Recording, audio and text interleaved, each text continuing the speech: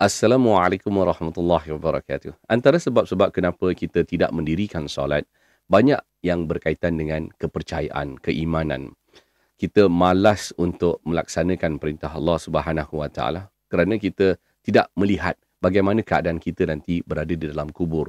Kita akan disoal tentang solat kita nanti bagaimana. Kita mungkin dah faham tentang agama, kita dari kecil lagi dah dibentangkan pentingnya untuk kita mendirikan solat, berpuasa di bulan Ramadan dan sebagainya. Tapi kita mungkin mengambil sambil lewa kerana kita tak percaya sangat tentang adakah kita benar-benar akan disiksa nanti. Kita yang mungkin mendirikan solat pada hari ini, kita harus memperbaiki cara kita mengamalkan amal ibadah, bukan sekadar melaksanakannya, kita harus lebih memperbaiki lagi, dan kita juga harus mendoakan bagi mereka yang belum ingin mendirikan solat agar mereka dilembutkan hati, diberikan hidayah untuk mendirikan solat.